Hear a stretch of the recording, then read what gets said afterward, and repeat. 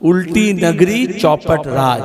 যাদের বিচার হওয়ার কথা তারা সব মুক্ত, আর যাদের ভোট দেওয়ার কথা তাদেরকে বললো সব বিচারাধীন হবে। কেন হলো? People's representative. দেখবেন বিজেপি আর তৃণমূল তারা কিন্তু বলে না। মোদি কি বলে? সবাই হচ্ছে মোদির প্রতিনিধি। আর মমতা তো নিজেই বলেন 294টা আসনে আমিই দাঁড়িয়েছি। তাহলে হয় মোদির প্রতিনিধি, আর তা নাহলে হচ্ছে মমতার প্রতিনিধি। তাহলে মানুষের প্রতিনিধি কোথায় গেল? আসলে ওখানে জনপ্রতিনিধি নেই, ওখানে চোর চোট্টাদের দালালরা আছে, কিন্তু মানুষের প্রতিনিধি নেই। এই ভোটে আমাদের সিদ্ধান্ত নিতে হবে যাতে মানুষের প্রতিনিধি ওখানে পৌঁছয়। মানুষের প্রতিনিধি না থাকলে কি হয়? এই এসআইআরটা একটা উদাহরণ। যে কোনো সমস্যা যখন হয় তখন আইনসভা আইন করে সেটার মোকাবিলা করে। তাহলে এই যে 6 মাস ধরে এসআইআর নিয়ে জ্বালাতন হলো, বিধানসভার কোনো ভূমিকা ছিল? এমএলএদের কোনো ভূমিকা ছিল? তাহলে মানুষ যখন সবচেয়ে বেশি সংকটে পড়লেন, ভোটাররা যখন সবচেয়ে বেশি বিপদে পড়লো, কেউ এফিডেভিট করছে, কেউ জেরক্স করছে, কেউ ডকুমেন্টস খুঁজছে, কেউ পরিযায়ী শ্রমিক অন্য জায়গায় চলে এসছে, হাজিরা দিচ্ছে, বিডিও এসডিও ডিএম অফিসে শুনানি হবে, কিন্তু এমএলএদের কোনো ভূমিকা থাকলো না। কারণ ওরা জনপ্রতিনিধি নয়, কারণ ওরা মোদি বা মমতা নেত্রী।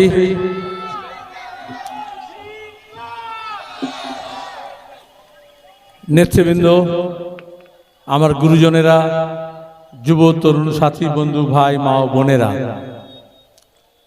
আমাদের রাজ্যে বিধানসভা নির্বাচন এসআইআর এর আবহে হচ্ছে।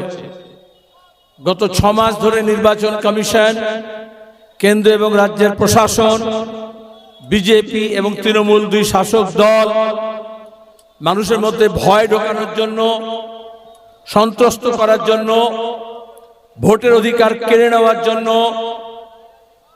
আমাদের গণতন্ত্রকে আরো বেশি সংকুচিত করার জন্য উঠে পড়ে লেগেছিল। ভোট তো আগে হয়েছে, ভোট যখন হয়েছে ভোটার লিস্টও ছিল, তাহলে ভোটার লিস্ট নিয়ে কখনো এত কাণ্ড তো হয়নি। এবার কেন হলো, এটা প্রথম প্রশ্ন। ওরা বললেন 2002 সালে ম্যাপিং হয়ে গেলে হয়ে যাবে। তাহলে 2002 সালে ভোটার লিস্ট ছিল, কিন্তু তখন তৃণমূল ছিল না।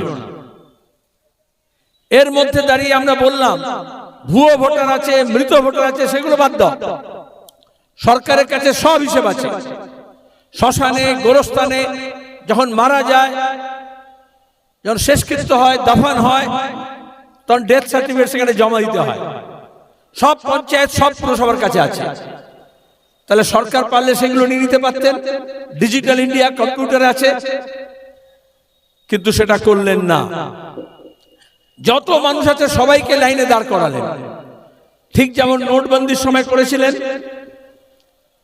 কালো টাকা যাদের কাছে আছে জানে না, কিন্তু আমার আপনার কাছে যে টাকা ছিল বললো ব্যাংকে গিয়ে জমা দিতে হবে। কোনো কালো টাকা, কোনো দুর্নীতি টাকা উদ্ধার হলো না। কিন্তু মোদি এই ধরনের নাটক করতে ভালোবাসেন। একইভাবে যখন করোনা হলো, যখন চিকিৎসা করার দরকার, অ্যাম্বুলেন্স দরকার, হাসপাতাল দরকার, ওষুধ দরকার, টিকা দরকার, তখন সব বন্দি করে দিলেন, লকডাউন। আসলে বিজেপি ভোট বন্দি হোক, নোটবন্দি হোক আর রেল বন্দি হোক, ওরা বন্দি করতে পারে, বামপন্থীরা মুক্ত করতে পারে, আজাদ করতে পারে। এই জন্য আমরা আজাদি স্লোগান দিই। বলে অ্যাডজুডিকেশন, বিচারাধীন। আচ্ছা, যে মন্ত্রীর খাটের তলা থেকে টাকা বেরোলো, যে চিট ফান্ডের টাকা লুট করলো, যে নারদাকাণ্ডে দেখলাম মেয়র, এমপি, এমএলএ, মন্ত্রী কেউ তোয়ালেতে মুড়ে, কেউ কাগজে মুড়ে টাকা নিচ্ছে। খাদ্যমন্ত্রী অনুব্রত মন্ত্রীও নয়, গোডাউন থেকে, ব্যাংক অ্যাকাউন্ট থেকে, ওয়্যার হাউস থেকে, কোল্ড স্টোরেজ থেকে কাঁড়ি কাঁড়ি টাকা গাড়ি বেরোলো।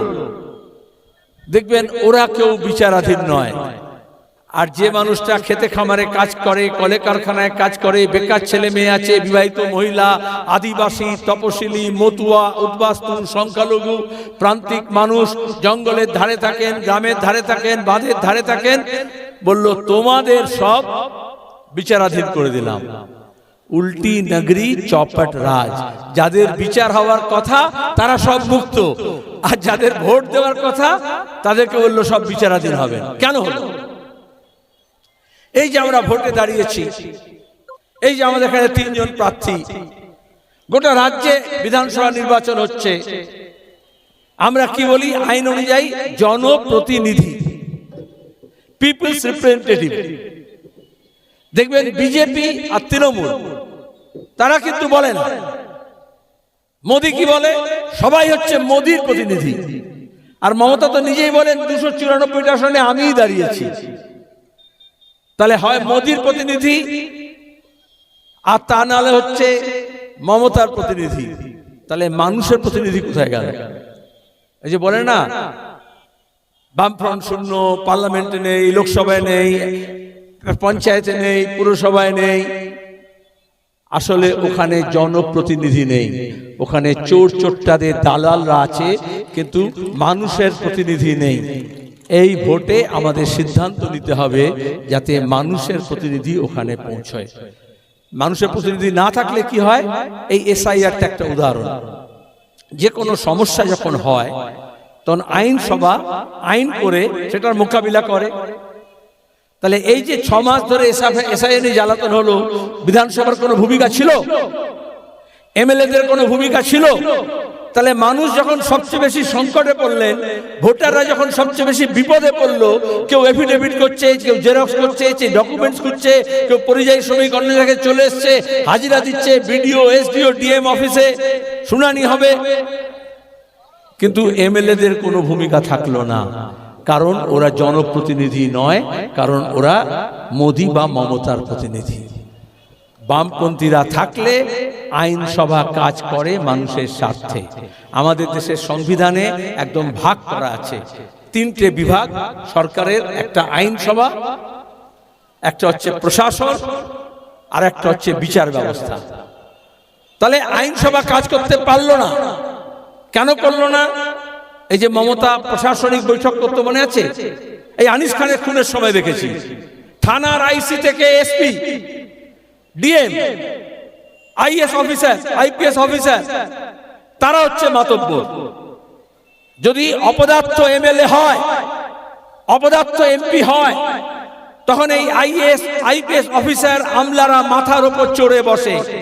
আর মোদি মমতা স্বৈরতান্ত্রিক হলে তারা নির্বাচিত জনপ্রতিনিধি, এমনকি পঞ্চায়েত, পুরসভারও, বিধানসভা, লোকসভারও কাউকে পাত্তা দেন না। কারণ চুরির যে সাম্রাজ্য তৈরি করেন, লুটের যে সাম্রাজ্য তৈরি করেন, তখন এই বিডিও থেকে, এসডিও থেকে ডিএম, এই থানার আইসি থেকে, এসপি থেকে ডিজি, তারা হচ্ছে সব দালালে পরিণত হয়ে যায়।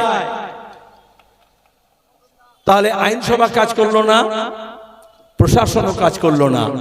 যে বিডিও, যে এসডিও, ডিএম, যে থানার আইসি খুন করতে পারে, লুট করতে পারে, কাটমানি, আবাস যোজনার টাকা খাওয়ার সময় তৃণমূলকে সাহায্য করতে পারে, কয়লা পাচারের সময় সাহায্য করতে পারে, গরু পাচারের সময় সাহায্য করতে পারে, বালি পাচারের সময় সাহায্য করতে পারে, শিক্ষক নিয়োগের দুর্নীতির টাকা খাওয়ার সময় সব ব্যবস্থা করতে পারে, চিট ফান্ডের তদন্ত থেকে পিসি ভাইপোকে বাঁচাতে পারে, তারা কিন্তু ভোটার লিস্ট করতে পারে না। ভোটার লিস্ট করতে পারলো না। তাহলে প্রশাসন ফেল করলো। যখন প্রশাসন ফেল করে তখন বলে তাহলে বিচার হলো, এছাড়া তো কোনো উপায় নেই। তখন বললো অ্যাডজুডিকেশন, তখন বলছে সুপ্রিম কোর্ট করে দেবে। আর মমতা নাটক করতে গিয়ে চলে গেলেন সামলা পড়ে, যে দেখো আমি তোমাদের হয়ে লড়ছি। টিভিতে খবরের কাগজে দেখালো এই তো মমতা এসছে, সব সমস্যার সমাধান করে দেবে। যারা ট্রিপল চুরি করে, যারা কয়লা চুরি করে, যারা চাকরি চুরি করে, মমতা দেখালো সে মামলাও চুরি করতে পারে। ওটা মুস্তারি বানু মুর্শিদাবাদের পরিযায়ী শ্রমিকের নেত্রী, আমরা তাদেরকে দিয়ে 24শে জানুয়ারি সুপ্রিম কোর্টে কেস করেছিলাম। ওটা সেটা চুরি করার জন্য চেষ্টা করলো। আর ওখানে গিয়ে বলল যে হুজুর আপনারা করুন, তাহলে বাঘে ছুলে 1 ঘা, পুলিশে ছুলে 18 ঘা, আর বিচারালয়ে ছুলে 36 ঘা। কারণ তারিখ পে তারিখ। এই যে আনিস খানের বিচার হলো না, আমতা কোর্ট থেকে হাইকোর্ট পর্যন্ত আমরা লড়ছি, কিন্তু তারিখ পে তারিখ, আজকে তারিখ দিচ্ছে, পরে তারিখ দিচ্ছে। এরকম কোর্টে হাজার হাজার মামলা পড়ে আছে, লোয়ার কোর্ট থেকে সুপ্রিম কোর্ট পর্যন্ত লক্ষ লক্ষ মামলা পড়ে থাকে। আর তারা কি করে ভোটার লিস্টের মামলাটা 1 সপ্তাহের মধ্যে, 10 দিনের মধ্যে করে দেবে? ওটা ইলেকশন কমিশনও জানতেন, ওটা মমতাও জানতো, অমিত শাহ জানতো, মোদিও জানতো। ওই জন্য ওরা দেখলো যখন আইনসভা কাজ করলো না, যখন প্রশাসন কাজ করলো না, তাহলে বিচারালয়ের ঘাড়ে দিয়ে দিই। এই যে দক্ষিণ পন্থার উত্থান হয়েছে, এই যে স্বৈরতন্ত্র, তানাশাহী,